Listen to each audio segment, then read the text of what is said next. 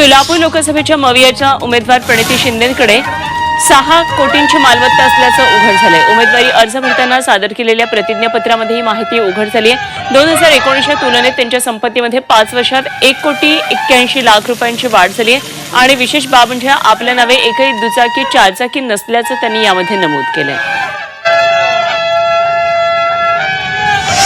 सोलापूरमध्ये प्रणिती शिंदे यांच्या उमेदवारी अर्ज दाखल करण्याच्या रॅलीमध्ये डुप्लिकेट शाहरुख खाननं हजेरी लावली। त्यानं प्रणिती शिंदे यांचा प्रचार केला। यावेळी डमी शाहरुख खानला पाहण्यासाठी चाहत्यांनी एकच गर्दी केली होती।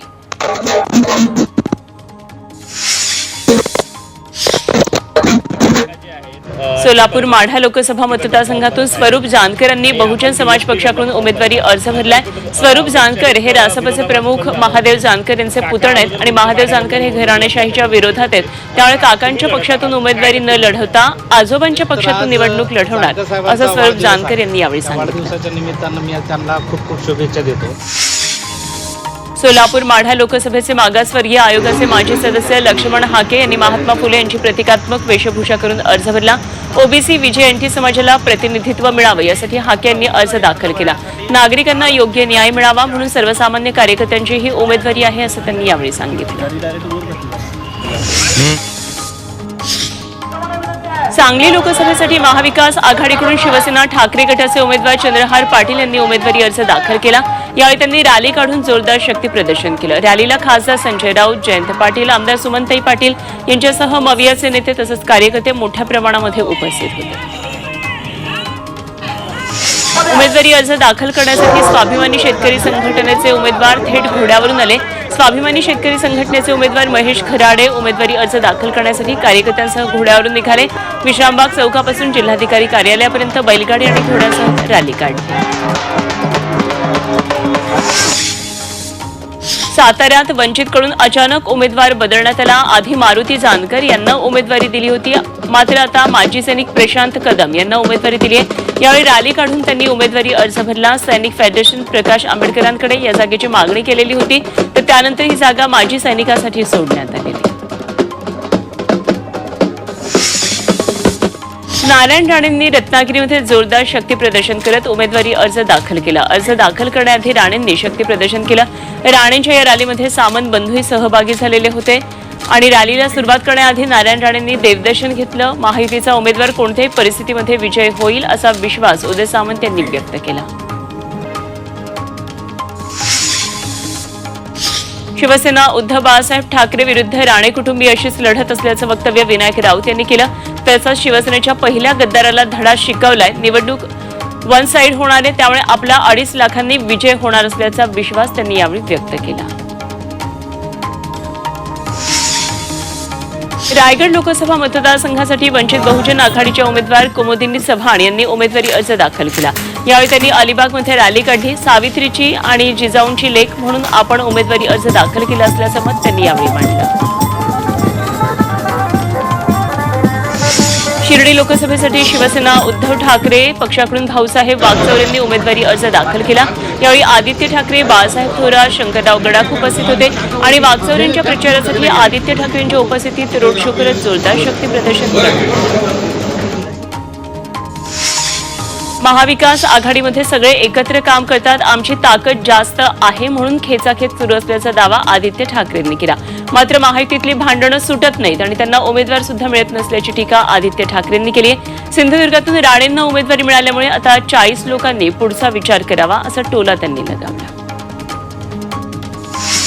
बारामती लोकसभा मतदारसंघातील महाविकास आघाडीच्या उमेदवार सुप्रिया सुळे यांच्या प्रचाराचा शुभारंभ करण्यात आला।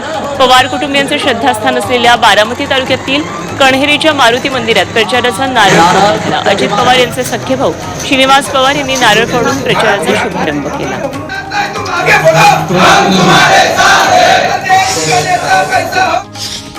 धाराशिवमधून महायुतीच्या उमेदवार अर्चना पाटील यांनी उमेदवारी अर्ज भरलाय। मंत्री तानाजी सावंत, संजय बनसोडे उपस्थित होते। नाराजी नाट्य संपल्यानंतर तानाजी सावंत हे अर्चना पाटील यांचा उमेदवारी अर्ज भरण्यासाठी हजर होते। उपमुख्यमंत्री अजित पवार आणि भाजपा प्रदेशाध्यक्ष चंद्रशेखर बावनकुळे यांच्यासोबत आयोजित सभेत त्यांनी भाषण केलं।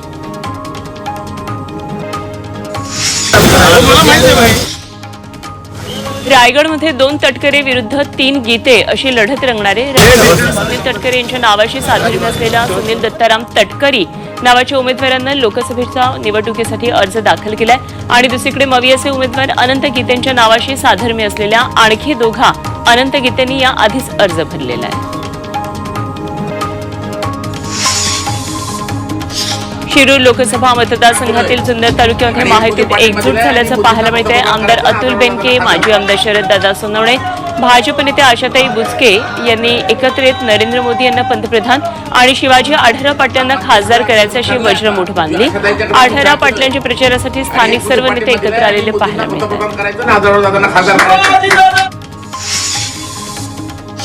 लोकसभा निवडणूक पार्श्वभूमीवर मुंबई हायकोर्टात महत्त्वाची सुनावणी होणार आहे. त्यामुळे गुन्हे दाखल असलेल्या लोकप्रतिनिधींना दिलासा मिळणार का याबाबत उत्सुकता आहे. श्रीकांत शिंदे, छगन भुजबळ, अदिती तटकरे यांच्यासह आजी माजी 20 खासदार आमदारांविरोधात खटले राज्य सरकारनं मागे घेतलेत.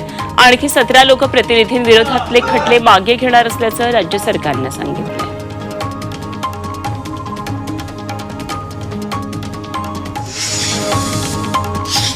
पंतप्रधान नरेंद्र मोदींची सभा पुण्यामध्ये होण्याची शक्यता आहे. 29 एप्रिलला मोदींची सभा होऊ शकते. पुण्याच्या एसपी कॉलेजच्या मैदानावर मोदींची सभा होण्यासाठी महायुतीकडून प्रयत्न सुरू आहेत. पुणे, बारामती, मावळ आणि शिरूर लोकसभा मतदारसंघातल्या उमेदवारांच्या प्रचारासाठी पंतप्रधान नरेंद्र मोदींच्या सभेचे प्रयत्न सुरू आहेत. एक विशाल पब्लिक रैली जिसका संबोधन आपसे कुछ देर के बाद ही प्रधानमंत्री करेंगे.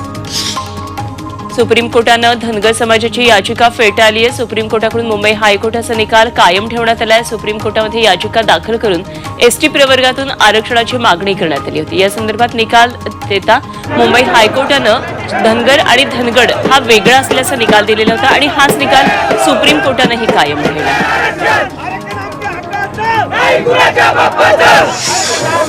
उत्तर मुंबई नव्हे तर उत्तर मध्य मुंबईतून लोकसभा निवडणुकीसाठी इच्छुक असल्याचं काँग्रेस नेते भाई जगताप यांनी सांगितलंय आणि गेले काही दिवस भाई जगताप उत्तर मुंबईमधून लोकसभेसाठी इच्छुक असल्याची चर्चा होती. मात्र स्वतः भाई जगतापांनीच उत्तर मध्य मुंबईमधून लोकसभेसाठी इच्छुक असल्याचं सांगत उत्तर मुंबई लोकसभेसाठी इच्छुक नसल्याचं म्हटलंय.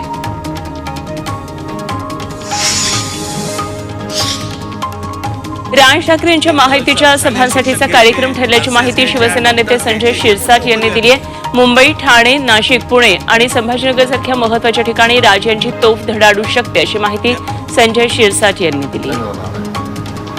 त्यामध्ये संभाजीनगरची मागणी मी सुद्धा त्यांना. नाशिकच्या दिंडोरीमध्ये महाविकास आघाडीला मोठा धक्का बसण्याची शक्यता आहे. जेपी गावित बंडखोरी करून अपक्ष निवडणूक लढवण्याच्या तयारीत आहेत आणि त्यांनी संवाद सभा आयोजित केली आहे. त्याला मोठ्या प्रमाणावर शेतकरी उपस्थित होते. मवियाकडून उमेदवारी मिळावी अन्यथा अपक्ष लढण्याचा इशारा गावितांनी दिला.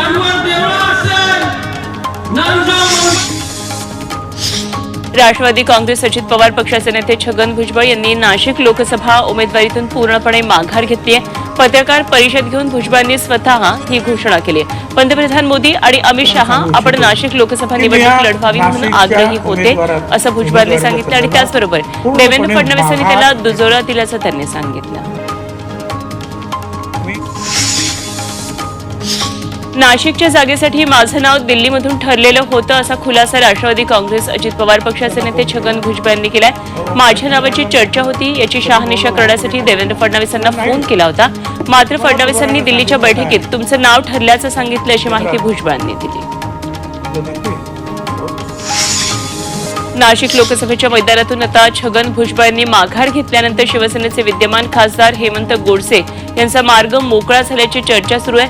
महायुतीच्या उमेदवाराच्या प्रचाराला वेळ मिळावा म्हणून भुजबळांनी योग्य वेळी योग्य निर्णय घेतल्याचं गोडसे म्हणाले. महायुतीचा नाशिकमधला उमेदवार हा अजूनही जाहीर झालेला नाहीये. हेमंत गोडसे मात्र इच्छुक आहेत. अजूनही हा पेच सुटलेला नाहीये. तरीही गोडसेंनी पुन्हा नव्या उमेदीनं आता प्रचाराला सुरुवात केली आहे. गोडसेंनी त्र्यंबकेश्वराची पूजा केली. त्याआधी त्यांनी काळाराम मंदिरामध्ये दर्शन घेतलं आणि एवढंच नाही तर त्यांनी अयोध्येत जाऊनही रामलल्लाचं दर्शन घेतलं. महायुतीतल्या ठाण्याचा तिढा अजूनही कायम आहे. ठाण्यातले उमेदवारी संदर्भात मुख्यमंत्री एकनाथ शिंदे यांच्या ठाण्यातल्या निवासस्थानी एक बैठक झाली. ठाण्यात रवींद्र फाटे की प्रताप सरनाईक यापैकी कोणाला उमेदवारी मिळणार यावर या बैठकीमध्ये निर्णय होण्याची शक्यता आहे. ठाण्यातील जागेबाबत भरत गोगावलेंनी सूचक विधान केलं. ठाण्यामध्ये धनुष्यबाणच असेल. ठाण्याचं काय ते आता ठरवणार असल्याचं गोगावलेंनी म्हटलंय. भरत गोगावले हे मुख्यमंत्री शिंदेंच्या भेटीला पोहोचले आणि त्यावेळी त्यांनी हे विधान केलं. त्यामुळे आता ठाण्याची जागा ही शिंदेंच्या शिवसेनेला मिळणार असल्याचं बोललं जात आहे. आपकी बात 400 पार ही भाजपची घोषणा हवेतच विरणार असल्याचा पुनरुच्चार वंचित बहुजन आघाडीचे प्रमुख प्रकाश आंबेडकर यांनी केला. लोकसभा निवडणुकीच्या पहिल्या टप्प्यामध्ये शहरामध्ये मतदान कमी झाल्याकडे आंबेडकरांनी लक्ष वेधलं. ते वाशिममध्ये बोलत होते.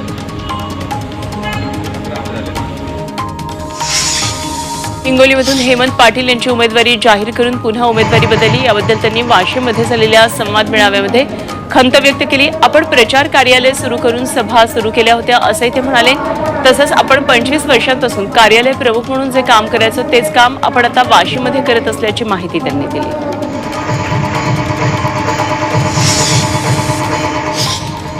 मवियाचा घटक पक्ष असलेल्या शेतकरी कामगार पक्षाकडून सचिन देशमुख यांनी माढ्यातून उमेदवारी अर्ज दाखल केला. कालपर्यंत माजी आमदार गणपतराव देशमुख यांचे नातू डॉक्टर अनिकेत देशमुख इथून उमेदवारी अर्ज भरणार होते. मात्र बारामतीमध्ये अनिकेत देशमुख यांनी शरद पवारांची भेट घेतली आणि त्यानंतर त्यांनी माघार घेतली. त्यांच्याऐवजी अॅडव्होकेट सचिन देशमुख यांनी उमेदवारी अर्ज भरला.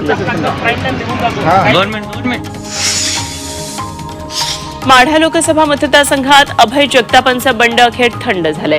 शरद पवारांच्या मध्यस्थीनंतर जगताप यांनी माघार घेतली. अभय जगताप माढा लोकसभेतून उत्सुक होते. मात्र धैर्यशील मोहिते पाटलांना उमेदवारी जाहीर झाल्यानं ते नाराज होते. त्यांनी बंडाचा हत्यार उपसलं होतं. मात्र बंड थोपवण्यामध्ये शरद पवारांना यश आलं.